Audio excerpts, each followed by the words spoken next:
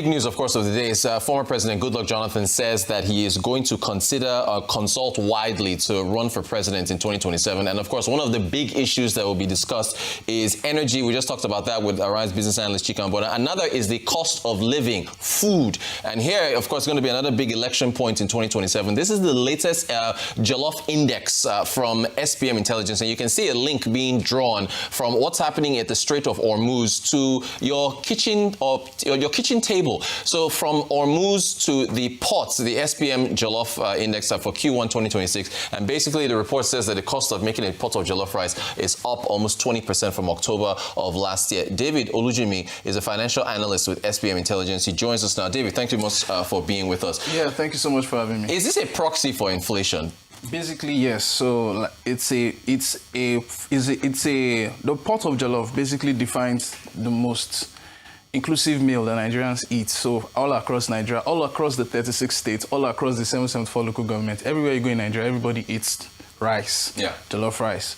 So we basically have like a very on the street, on the go version of our inflation report where we try to track what are food prices saying, because food prices have basically been the drivers of inflation in the country. They make up a large portion of our inflation basket. So we go with that same mindset and we go to these markets across 8 states in the country, to the main market, to track the items, the very independent items: tomato, pepper, onions, rice, and the condiments, including the proteins, chicken, turkey, fish, to track all of those things that people use in making jollof rice. So it just gives us like a very broad view, a very streamlined and on the spot assessment of inflation in the country. Fantastic. Now, I love the very eye-catching cover of the report that draws a line from the Strait of Hormuz all the way to a pot of jollof rice.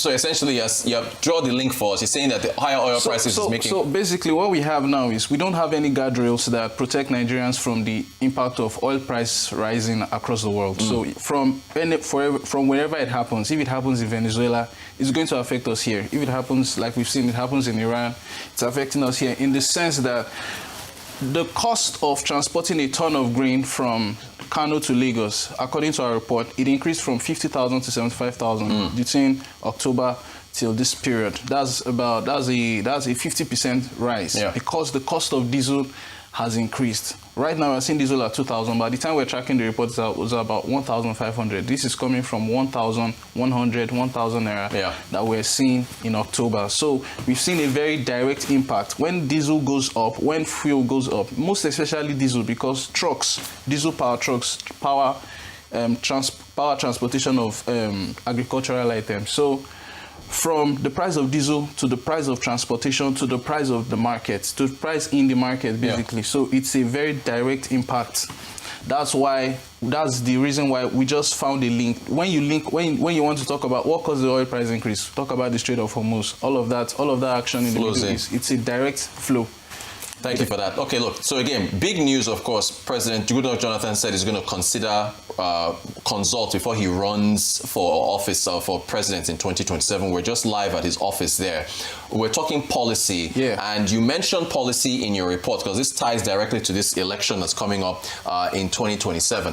And if you look at the quotes from your report, it says that the Strait of Hormuz now sits at the end of every Nigerian street, and the jollof pot has become the most honest ledger of policy failure. Explain that. What are you talking about? So the point of that statement is the essence of that statement is to basically talk about the fact that whatever happens across the world, Nigeria has no policy to protect itself.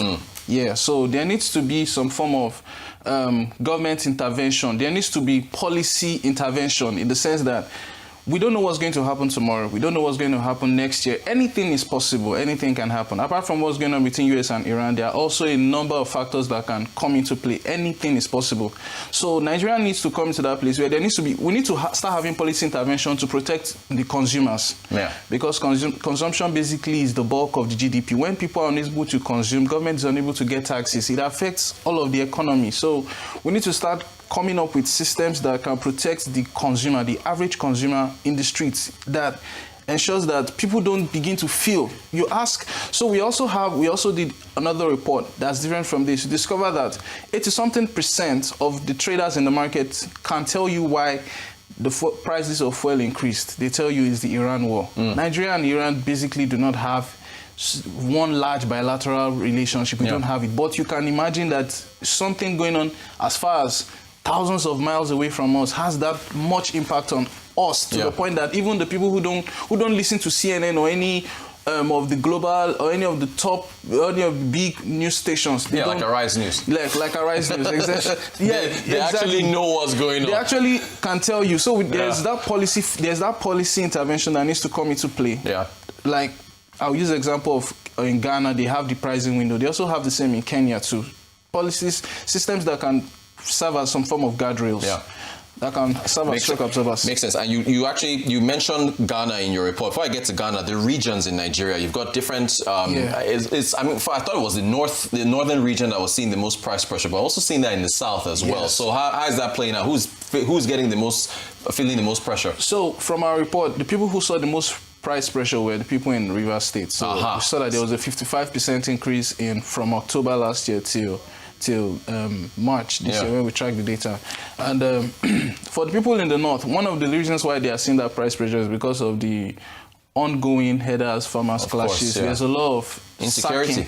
There's a lot of sacking of farmers from their farms. And it's also now for the people in the south, what is now hitting is the logistics cost. So even when the people in the south have the advantage of, okay, they can import some of these things, like rice. They don't have still, transportation is still going to play a huge role. Logistics is still going to play a huge role. Okay, now going to Ghana, lovely country and lovely people. You've compared, I love this chart you have, I think it's 435 cedis now.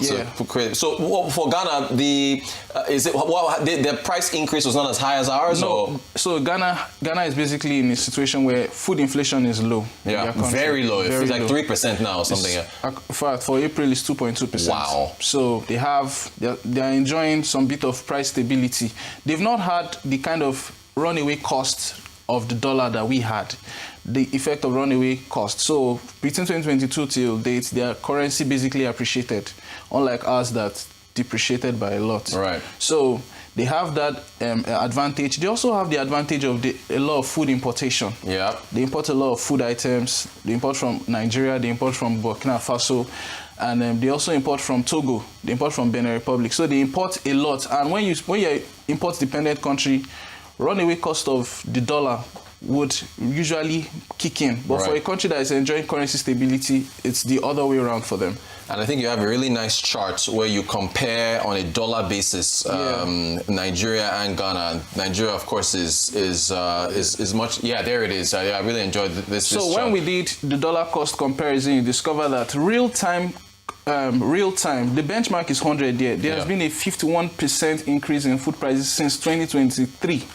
While for Ghana, it's actually declined, like I said, because they have the factor of not suffering their currency devaluate. So they've had it actually appreciate between 2023 till where we are in 2026. Gotcha. Back to policy. I'm going to combine this now. So what I know that effective July 1st, we're slashing import duties. So thank you for in Nigeria. So what kind of policy are you looking at to try to reduce food prices? So one of the policies to reduce food prices is a different thing, but to actually create some form of guardrails to prevent Nigerians from suffering the kind of dramatic increase in fuel prices, I think Nigeria needs to start looking at things like a dollar reserve.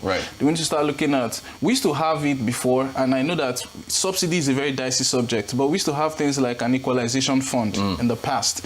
So I feel like the government needs to start coming up with ideas like that to sort of act as a shock absorber. If anything happens that sends the prices of crude oil skyrocketing, then funds like that can kick in and help to regulate the actual pump price for Nigerians on the streets. Then when we have it back to the normal state, then we can go back to what it used to be. So we need to start coming up with policy interventions. There also needs to be legislative debate as often as possible on pump prices, because pump prices have a very direct impact on everything, on household consumption spending in the country. But like I said, petrol reserves need to actually start coming into the conversation at this point. Fantastic stuff. David Olujinmi, financial analyst with SBM Intelligence, thank you so much for joining us to talk about your latest Jollof Index. We appreciate your time.